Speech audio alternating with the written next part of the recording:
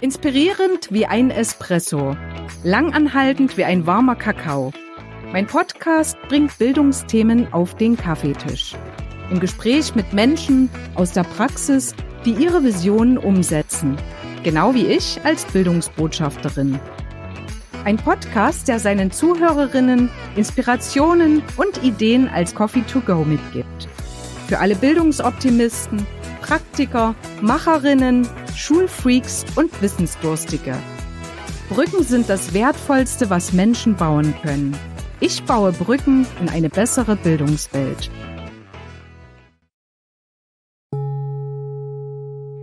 Herzlich willkommen zum Podcast Auf eine Tasse Bildung von und mit Katrin Liebold. Ich bin Claudia Kundegraber und darf euch heute unsere Bildungsbotschafterin Katrin vorstellen. Katrin, über was hast du heute schon gelacht? Tatsächlich habe ich heute darüber gelacht, dass ich über mein Laufband fast gefallen wäre.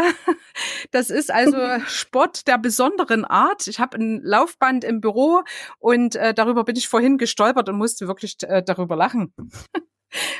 Ist dein Laufband zum Stolperband geworden?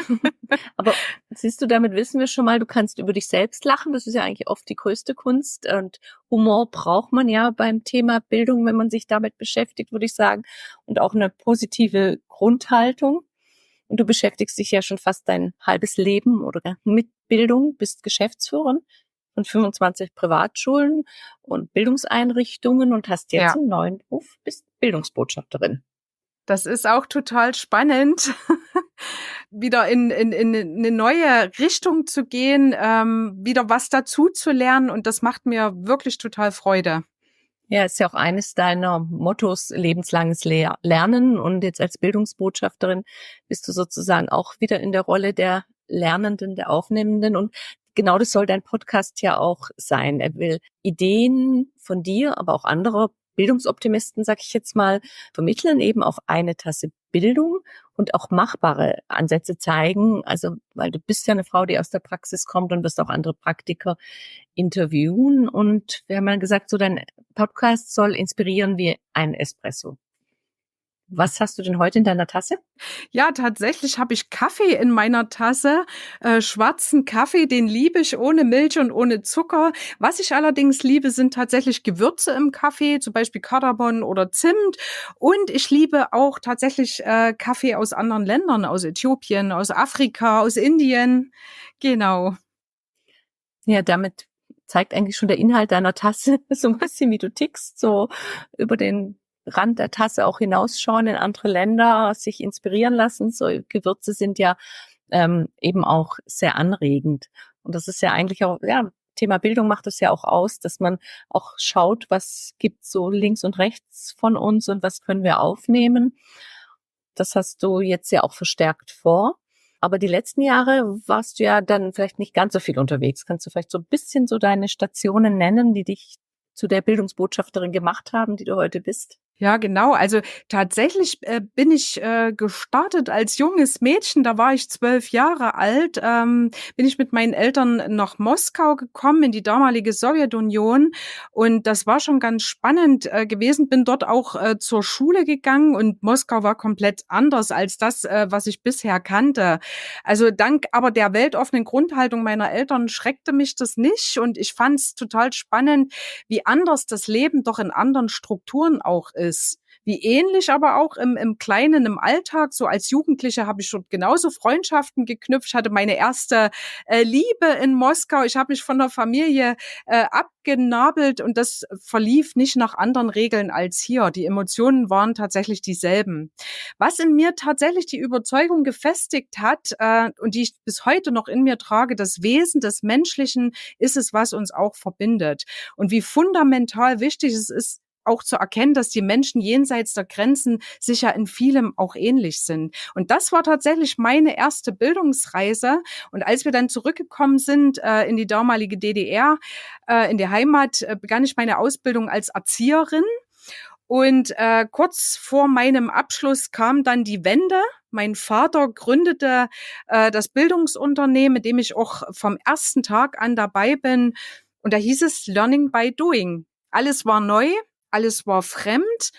Dann habe ich mich mit dem Aufbau des Rechnungswesens und Controllings beschäftigt, habe eine ganze Reihe von Weiterbildungen gemacht, habe dann, als mein Sohn 1 Jahr alt war, ein Betriebswirtschaftsstudium aufgenommen, was ich dann auch absolviert habe.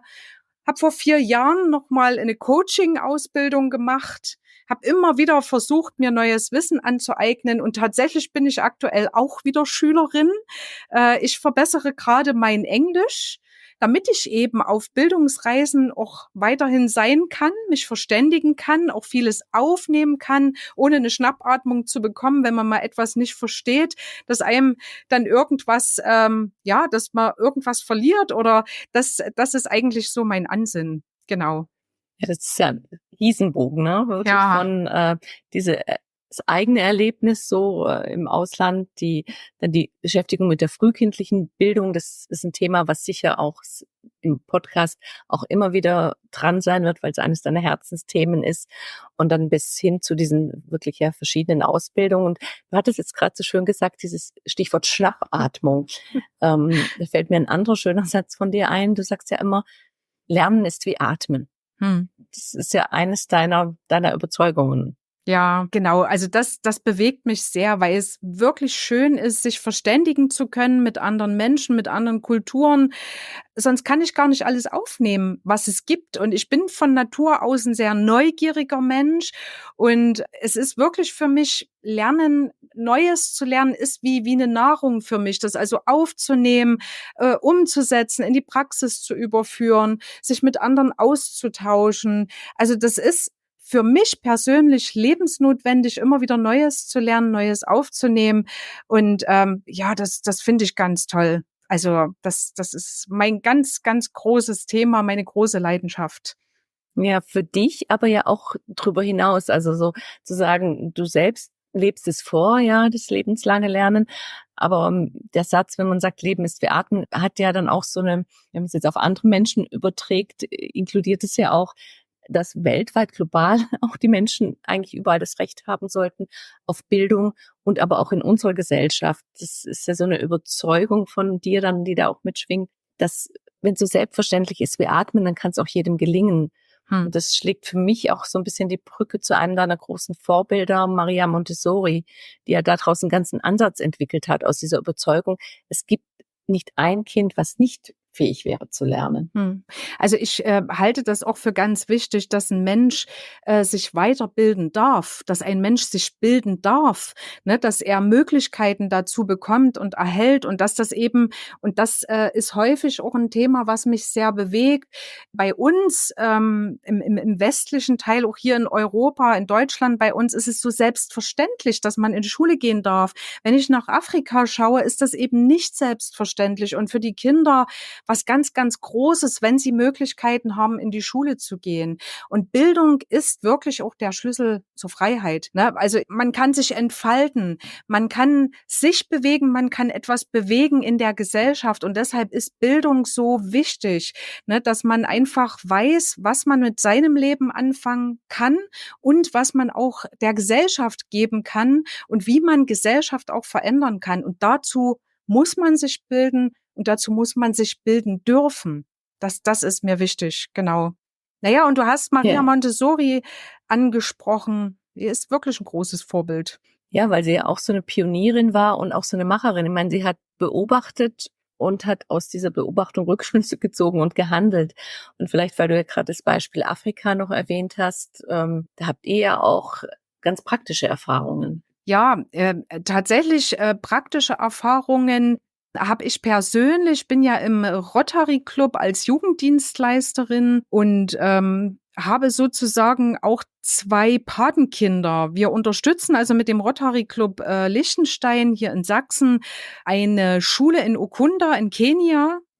Und in dieser Schule sind 2 Kinder, die also mein Mann und ich als Patenkinder haben. Und es ist uns wirklich ein großes Anliegen, zu unterstützen, auch Gelder, Spenden, die man hat, tatsächlich direkt dorthin zu geben.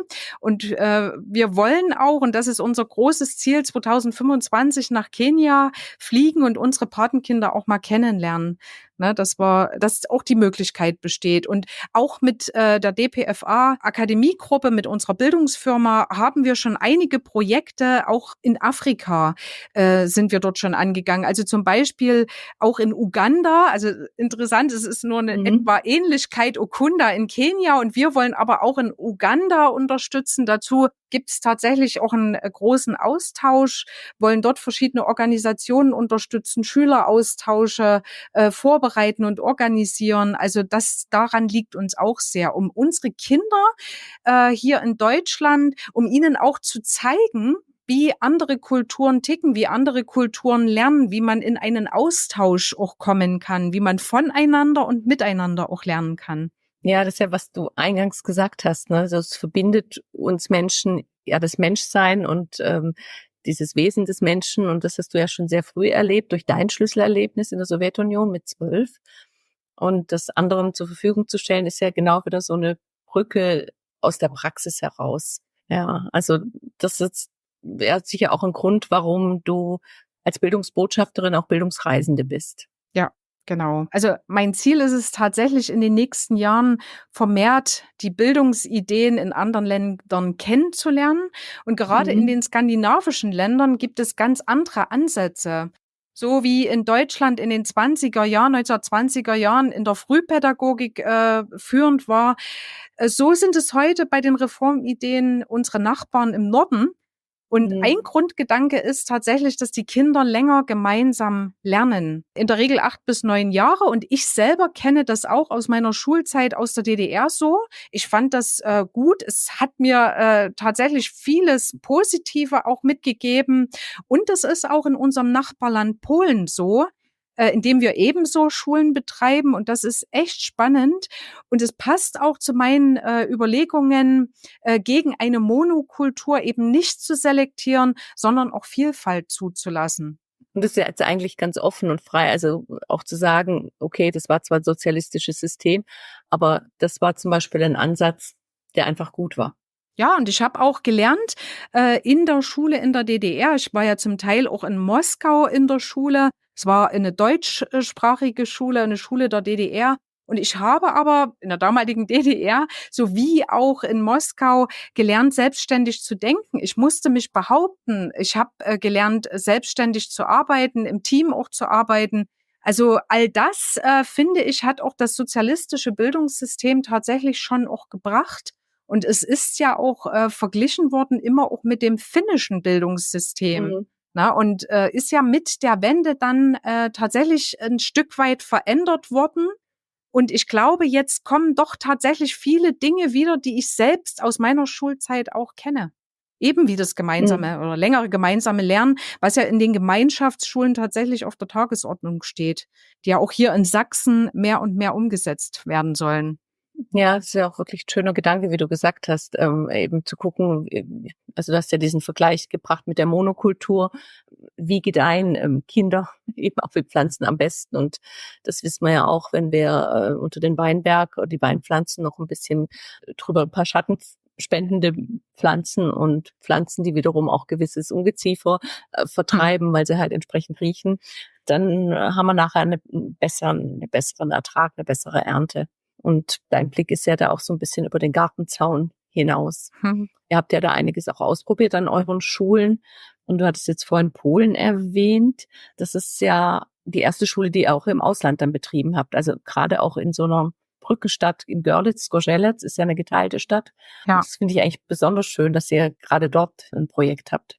Ja, das ist mir tatsächlich auch ein großes Anliegen, dieses grenzüberschreitende Lernen. Und wir haben alle Möglichkeiten in dieser Brückenstadt Zgorzelec und Görlitz. Ist eine geteilte Stadt, aber die ist nicht geteilt. Also wenn man dort vor Ort ist und läuft über die Altstadtbrücke von Görlitz nach Zgorzelec oder zurück, also da ist nichts geteilt. Und auch die Menschen, die sind offen in beiden Teilen der Stadt. Und wir haben es tatsächlich geschafft, auch Versöhnung an einem Ort zu leben. Also es sind ja, Polen ist ja auch sehr ein Erbe des Zweiten Weltkrieges. Also und wir haben es aber geschafft vor Ort, also nicht nur wir als DPFA oder wir mit unseren Schulen, sondern auch die Menschen vor Ort miteinander zu leben, miteinander zu arbeiten, einen gemeinsamen Alltag zu entwickeln und das, was wir in Polen betreiben, einen Schüleraustausch, einen Lehreraustausch, dass sie gemeinsame Projekte auch machen und auch wie Kinder miteinander umgehen, da ist auch die Sprache gar kein Hemmnis. Sie lernen das eben spielerisch.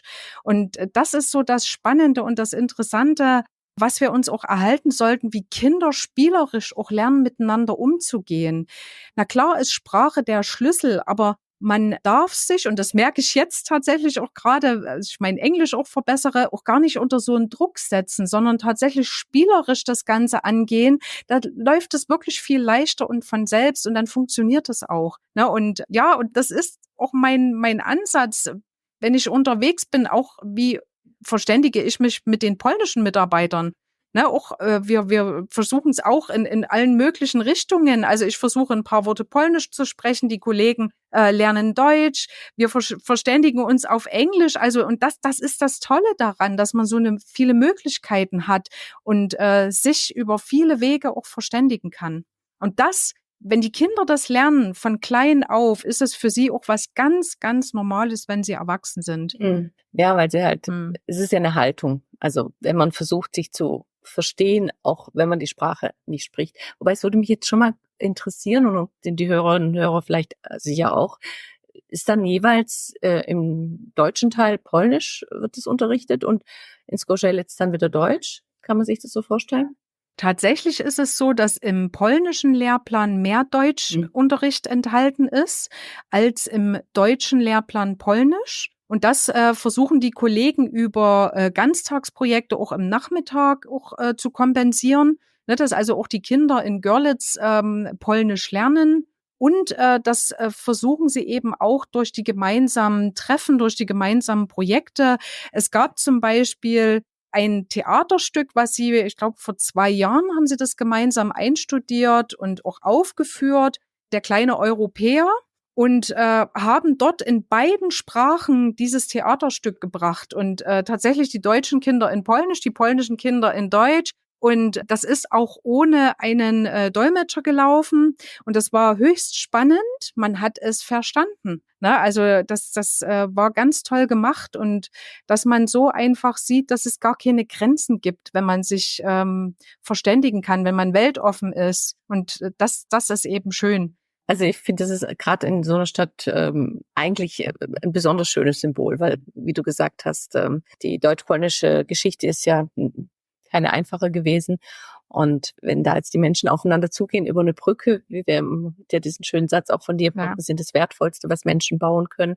Und dieses in beide Richtungen aufeinander zuzugehen. Und das ist ja auch was, wo ich denke, das ist, weil du ja auch meintest, du bist jetzt auch selber wieder Schülerin, wenn man eben in beide Rollen schlüpft, Schülerin zu sein oder Lehrerin und Lernende zugleich, das setzt ja eine große Offenheit voraus. Und das kann ja auch wirklich nur ein Vorbild sein, auch für andere Projekte.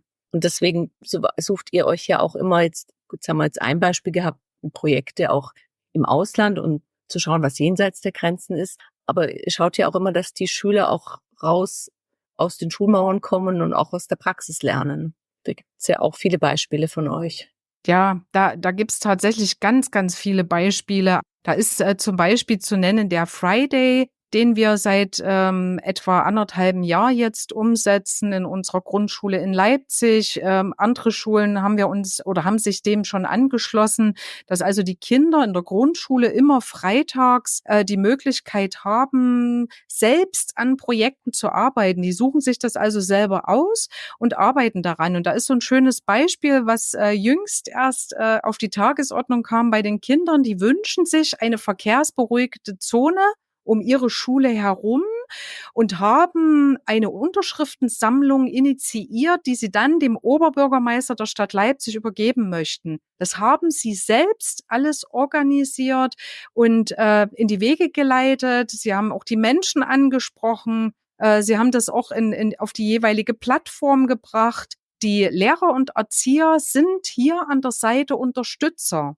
Also sie begleiten die Kinder, aber sie machen es nicht. Sie machen es ihnen auch nicht vor, was auch neu ist für die Lehrer insbesondere, eben mal nichts vorzugeben, sondern da zu sein, wenn Kinder Fragen haben, ne, auch sie zu motivieren und zu sagen, klar, macht das und ihr macht es toll und sie da einfach auf diesem Wege zu unterstützen. Das ist eine ganz neue Erfahrung, glaube ich, auch für die Schulgemeinschaft insgesamt und kann den Kindern so viel mitgeben, auch für ihre Zukunft, im Team zu arbeiten, keine Angst zu haben, auch Ämter mal anzusprechen, den Telefonhörer in die Hand zu nehmen, sich dort auch auseinanderzusetzen. Und ich denke, das bringt unheimlich viel für die Kinder und wir merken das schon. Wir sind natürlich auch sehr stark unterwegs mit dem Demokratiegedanken, dass eben gerade unsere Kinder mit Respekt und mit Wertschätzung gegenüber jedem Menschen auch sind, dass sie so arbeiten, so leben. Und eins unserer Ziele in der DPFA ist, dass alle unsere Schulen Schule ohne Rassismus, Schule mit Courage werden. Und das ist auch ein spannendes Projekt, weil es ist nicht so, dass man jetzt geht und sagt, so, wir werden jetzt Schule mit Courage, Schule ohne Rassismus. Man muss tatsächlich eine Wahl absolvieren in der Schule. Also die Schüler müssen wählen und auch die Lehrer müssen wählen. Und sie haben es in der Hand, ob dieses Projekt angegangen wird. Ich kann sagen, alle Schulen, die das bis jetzt gestartet haben bei uns, da ist die Wahl so ausgegangen, dass alle für dieses, also nicht alle, aber der größte Teil dafür war. Und da sind natürlich eine ganze Menge Projekte auch dahinter. Na, und das ist auch ganz, ganz spannend, was die Kinder da auch was aus den Kindern auch herauskommt, was sie dort, mit welchen Gedanken sie auch unterwegs sind. Und das aufzunehmen und auch wahrzunehmen, den Kindern zuzuhören, auch über ihre Ängste und ihre Sorgen zu sprechen, die sie ja angesichts der aktuellen Weltsituation natürlich auch haben. Sie bekommen das ja auch mit überall.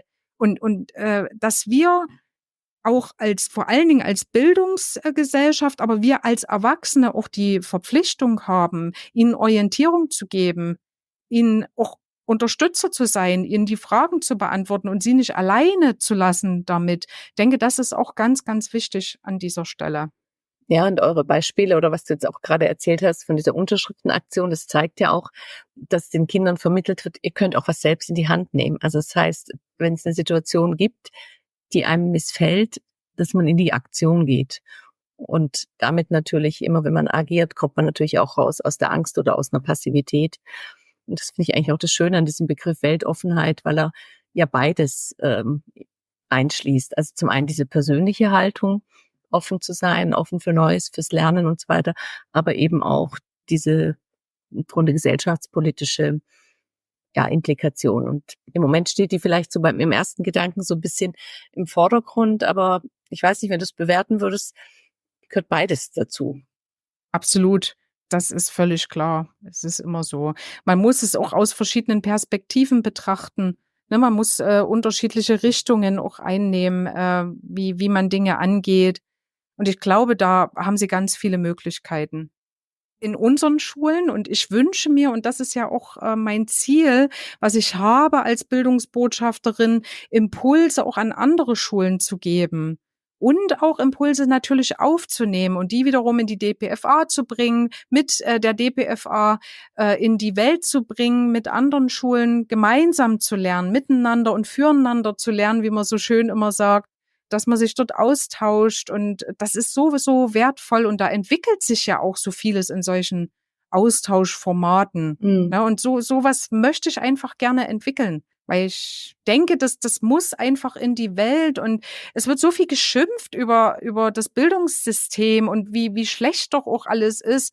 Und ich wünsche mir auch mehr Aussagen, wie kann es denn anders gehen? Lasst uns doch mal zusammen das Thema bearbeiten. Lasst uns doch mal dahin gehen, um Lösungen zu suchen und nicht immer nur zu schimpfen und wie furchtbar doch alles ist, sondern gemeinsam zu gehen und das Ganze mit den Kindern und Jugendlichen zu machen. Also es ist passiert häufig so, die Diskussionen finden immer statt außerhalb der Runden mit den Kindern und Jugendlichen. Man meint immer, dass man etwas schaffen muss für die Kinder und Jugendlichen, aber fragt denn die Kinder und Jugendlichen mal jemand? Ne, fragt man sie denn, was wollt ihr denn eigentlich? Wie stellt ihr euch Unterricht in der Zukunft vor? Oder was würde euch gefallen? Was bewegt euch? Wie wollt ihr eure Schule haben? Ne, also auch wenn Schulen gebaut werden, das sind immer so Punkte, wo ich sage, da sollten wir doch viel mehr auch die Kinder und Jugendlichen auch einbeziehen an dieser Stelle. Denn es ist ihre Zukunft, über die wir am Ende auch entscheiden, mit all dem, was wir voranbringen. Und wenn wir jetzt so mal im Bild bleiben, hast du so 2, 3 Tipps sozusagen, so wie jetzt beim Espresso der Shot, der gleich wirkt, oder wo man sagen kann, das sind jetzt 2, 3 Ideen, die würde ich mal gerne allen, die zuhören, mitgeben. Ja, also für mich ist wirklich das Thema Weltoffenheit ein ganz großes und ich denke, das gehört auch zur Pädagogik, weltoffen zu sein. Wenn man mal über so 1000 Jahre zurückschaut, auch die großen Lehrer der Antike wie Sokrates oder Platon waren ja weltoffen. Sie haben eben Erkenntnisse durch Fragen gewonnen. Ich finde es immer ganz wichtig, Menschen auch Fragen zu stellen, sich auch auf Augenhöhe mit dem Zuhörer, mit den Zuhörerinnen, mit den Gesprächspartnern zu begeben. Wie man zum Beispiel einen Tischler fragt, wie denn ein Tisch entsteht. Das ist was ganz Einfaches, aber das ist halt die Frage, ich nehme an, der Tisch wird so und so gebaut, aber ich weiß es gar nicht genau. Warum frage ich denn nicht denjenigen, der es tut? Und da kann man unheimlich viel lernen, weil auch dieses Zusammenspiel aus Fragen, aus Zuhören, aus Antworten eine Methode ist, die uns zu den Menschen bringt und die auch Verbindung schafft. Und ich denke, es ist ganz wichtig, und das ist so ein Espresso-Shot vom Grunde, junge Menschen zu ermutigen, zu fragen. Ne, und hinterfragen kann ich auch nur, wenn ich weiß, dass links und rechts dessen, was ich kenne, noch viele andere Ideen und Ansätze sind, dass ich offen bin, dass ich Menschen oder Religionen, Kulturen nicht in Schubladen stecke, sondern mit den Leuten mal in Austausch gehe. Das ist so ein ganz wichtiger Punkt, den ich tatsächlich sehe, dass man Menschen befähigt, zu hinterfragen. Das ist nämlich auch nicht so einfach. Ne, das klingt immer so einfach, ich stelle mal eine Frage, aber was für eine Antwort bekomme ich darauf? Also richtig weltoffen zu sein. Und es gibt so eine schöne Sendung, die Sesamstraße, und da sagt man das so, wer nicht fragt, bleibt dumm. Und das ist tatsächlich so. Also Fragen, das ist ein großer, großer Tipp, den ich allen geben möchte. Offen zu sein, auch für anderes und nicht gleich zu verbannen, wenn man vielleicht anders denkt, sondern wirklich auch mal zu sagen, ich hinterfrage mal, warum derjenige so denkt, warum er bestimmte Dinge so macht und nicht anders. Ne, also diese Fragen stellen, offen zu sein, aus unserer Coaching-Ausbildung, die verbindet uns ja auch, Ja. Claudia, da haben wir auch diese schöne Methode, ein weißes Blatt zu nehmen, wirklich mal zu sagen, ich lege alles weg, habe ein weißes Blatt vor mir und bin ganz neugierig auf den Menschen mir gegenüber. Offenheit, Neugier und Fragen stellen, das wären so 3 Punkte, die ich gerne mitgeben möchte. Ja, das ist wirklich schöne Vorstellung, wenn ich jetzt hier mir meine Espresso-Tässchen beschrifte, so als Reminder. Und auch dieses Sesamstraßen-Zitat, weil eben es gibt keine dummen Fragen, ja. Und man darf sich auch mal die Zunge verbrennen an so einer Frage. Ja. Weil es setzt ja auch einen gewissen Mut voraus, Fragen zu stellen. Weil eben, wenn man nicht gleich glaubt, die Antwort zu kennen, lässt sich auf jede Lebenssituation anwenden. Ja, ob ich jetzt im Kindergarten anwende, in der Familie, in den Schulen. Lernen findet ja überall auch außerhalb der Bildungseinrichtungen statt. Und da die Menschen wieder zu ermutigen, oft zu sein. Ja, das ist wirklich ein schöner Rat von der Frau aus der Praxis, genau.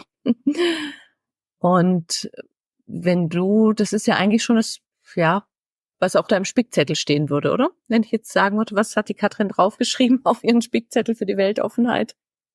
Genau, das ist das Thema einfach. Und was du jetzt gerade nochmal angesprochen hast, Claudia, ist auch ein ganz wichtiger Aspekt, Mut zu haben, ne, mutig zu sein, ne, auch mal Dinge anders zu machen, mal aus seiner Komfortzone rauszugehen, und wir sind dann die, als erwachsene Kinder zu ermutigen, auch mutig zu sein. Bedeutet aber auch, dass wir vorleben, dass wir mutig sind, ne, dass wir auch Fragen stellen. Also das ist, glaube ich, immer ganz, ganz wichtig, ein Vorbild zu sein als Erwachsener und auch vom Kind zu lernen. Also sich nicht hinzustellen als Erwachsener und zu sagen, ich weiß alles, ich kann alles. Nee, ich kann auch von Kindern noch etwas lernen. Eine ganze Menge sogar. Ne, auch wie sie mit bestimmten Sachen umgehen, die man so als Erwachsener vielleicht auch vergessen hat, verdrängt hat, ne, weil man immer so im Leben stehen muss, auch mal zu spielen. Und das, glaube ich, können wir auch von Kindern lernen. Das Ja, das ist mir auch noch so ein wichtiges Thema, ne? Ja, der nicht nur sozusagen wie heute von den Kindern, also so als Vorbild, sondern also wenn ich jetzt nochmal so an den Anfang unseres Gesprächs denke, wo du erzählt hast, wie du als junges Mädchen eben in der Sowjetunion warst und dich darauf neu einlassen musstest, da hast du ja sozusagen von der kleinen Katrin was fürs Leben gelernt, weil du dich ja in deinem Leben auch immer wieder auf neue Situationen eingelassen hast. Und das finde ich ist eigentlich auch schön zu sehen, wie so Erfahrungen, die wir machen, uns dann auch prägen können ein ganzes Leben lang und eben natürlich im Negativen wie im Positiven. Aber wenn man da wie du, wenn du das jetzt vorlebst als Bildungsbotschafterin, auch wirklich den Kindern sagen kannst, guck mal, so ist es mir damals ergangen, ja. Ich hatte dann vielleicht nochmal so einen Umbruch, wo meine Ausbildung und meine Bildungspläne auf den Kopf gestellt wurden, weil das Land, in dem ich aufgewachsen bin, gab es plötzlich nicht mehr. Das ist ja ganz großartig, was du da von deiner Biografie her mitbringst. Das ist ja nicht gerade typisch. Ne, das stimmt. Und tatsächlich war ja mein großer Wunsch, auch als Erzieherin zu arbeiten. Ne, tatsächlich konnte ich das gar nicht mehr tun, denn meine Ausbildung war fertig. Die Wende kam, mein Vater hat die Firma gegründet und ich bin mit in die Firma gegangen. Und umso mehr freut es mich, wir haben ja damals begonnen mit Umschulungen, also mit der Erwachsenenbildung, und umso mehr hat es mich gefreut, dass wir 2004 unsere erste Grundschule gegründet haben. Und ich somit all dieses Wissen, was ich ja erlangt habe, das ist ja nicht weg gewesen. Ne, das war bloß irgendwo niedergelegt. Ich konnte das auch wieder rausholen, auch in den Gründungsphasen unserer Schulen. Wir haben ja seitdem noch eine ganze Reihe von Schulen gegründet. Und es macht mir immer unheimlichen Spaß, in den Schulen zu sein, zu sehen, was die Kinder machen, wie sie fröhlich sind, wie sie lernen, gemeinsam auch und mit den Kindern auch ins Gespräch zu kommen. Also das ist tatsächlich das, was ich liebe, auch an meinem Beruf, an meinem Tun, ne, als Chefin eines großen Bildungsunternehmens. Das sind so auch ganz tolle Momente für mich, in den Schulen direkt unterwegs zu sein und zu sehen, wie die Lehrerinnen, Lehrer, die Erzieherinnen, Erzieher auch mit den Kindern arbeiten. Das ist was ganz, ganz Tolles. Ja, das spürt man wirklich, dass es so ein Herzensthema ist bei dir. Und da finde ich, kommt jetzt wieder schön zusammen. Man sagt ja immer also Courage kommt vom Cœur, vom Herzen. Und dein Herzensthema hat auch viel mit deinem Mut zu tun, sich immer wieder auf Neues einzulassen. Und von daher sind wir auch schon ganz gespannt, was du uns noch als Impulse mitbringen wirst, so in den nächsten Podcast-Folgen. Du möchtest ja auch immer wieder andere Bildungspraktiker einladen. Vielleicht so als kleine Vorschau, kannst du da schon so ein bisschen verraten, wen du dir so vorstellen kannst als Gäste? Oder mit wem möchtest du einen Kaffee oder einen Tee trinken? Also einen Kaffee möchte ich tatsächlich gerne mit Professor Manfred Hückel trinken. Manfred Hückel hat ein tolles Buch geschrieben, Leuchttürme der Bildung. Den würde ich gerne in Österreich besuchen, mit ihm auch so eine Episode aufnehmen, Podcast aufnehmen. Also das würde mich total freuen. Er hat eine Schule geleitet am Wolfgangsee in Österreich in St. Gilgen. Die Schule sollte geschlossen werden und die Eltern haben aus sich heraus beschlossen, diese Schule weiterzuführen. Er hat sie geleitet, ist Manager bei RB gewesen und hat natürlich dort auch seine Gedanken als Unternehmer eingebracht. Und das ist halt auch ganz spannend. Wie führe ich eine Schule als Unternehmer? Ist eine Schule ein Unternehmen? Ne, diese Frage zu beantworten, ist, denke ich, ein ganz, ganz interessanter Punkt. Ich möchte auch gerne mit meiner Geschäftsführerin unserer DPFA Europrimus mal einen Podcast aufnehmen, um mit ihr tatsächlich die Europastadt Görlitz-Gorzelec mal gemeinsam zu beleuchten, die Zusammenarbeit, die deutsch-polnische Zusammenarbeit. Katarzyna Hübner ist Polin, ne, und auch hier gibt es ja auch Unterschiede in der Mentalität und das auch mal vorzustellen und ins Gespräch zu kommen, wie das funktionieren kann, das wäre eine tatsächlich interessante Folge. In Kaffee trinken würde ich tatsächlich sehr, sehr gerne mal, ich weiß gar nicht, ob er Kaffee trinkt, vielleicht eher Tee mit dem Dalai Lama. Und das klingt so weit entfernt, aber man soll ja auch nie seine Träume aufgeben. Und tatsächlich habe ich vorkriges Jahr einen Lama kennengelernt, einen Lama aus Indien, aus Ladakh, Lama Samten. Und ja, er hat vor, eine Schule zu bauen in Ladakh. Und mit ihm möchte ich gern mal ins Gespräch kommen, weil er tatsächlich die modernen Bildungsmethoden und die traditionellen Werte mit dieser Schule zusammenbringen möchte. Und das finde ich ganz, ganz spannend. Und vielleicht gelingt es ja auch, den Dalai Lama zu treffen. Wer weiß, wenn ich dann eine Bildungsreise nach Ladakh unternehme, ins Himalaya-Gebirge, so weit ist es ja gar nicht zum Wohnort von Dalai Lama. Also mal so 3 Gedanken, die ich da so habe, Menschen, mit denen ich mich gern treffen würde. Da gibt's noch eine ganze Menge mehr. Aber da will ich natürlich auch die Hörerinnen und Hörer ein bisschen neugierig machen. Genau. Ja, aber was man sicher sagen kann, sind alles Menschen, die vereint, dass sie Bildungsoptimisten sind, was verändern wollen und auch was verändert haben. Eben nicht nur eine Idee entwickelt haben, sondern wirklich gesagt haben, wir leiten jetzt die Schule und retten diese Schule oder wir bauen eine neue Schule, ja, oder wir setzen eben eine Völkerverständigung um. Also das ist natürlich besonders schön, wenn man sieht, dass es alles Menschen sind, die es tatsächlich auch geschafft haben und einfach getan haben. Ja. Und da sind wir wieder eigentlich bei dem, einerseits dieser Offenheit zu schauen, ja, und auch dem Mut, es zu tun. Ganz genau. Und das ist so was dann deinen Club der Bildungsoptimisten verbindet und vereint. Ja, schön. Absolut. Wir haben schon ganz viel Input bekommen, ganz viel praktische Dinge, die wir umsetzen können, haben schon 3 Espresso-Tässchen, die wir sozusagen sammeln können als Ideen auf unserem Board, wo die Tassen sich sammeln mit Dingen, die wir auch umsetzen können in die Praxis. Vielen Dank, liebe Katrin, für das schöne Gespräch. Ich danke dir, liebe Claudia, und auch unseren Hörerinnen und Hörern fürs Zuhören. Und ich freue mich schon auf die nächste Tasse Bildung. Tschüss. Tschüss. Ich lade euch auf eine Tasse Bildung ein. Teilt mit mir Inspirationen und Ideen für eine bessere Bildungswelt. Mein Name ist Katrin Liebold. Ich bin Bildungsbotschafterin.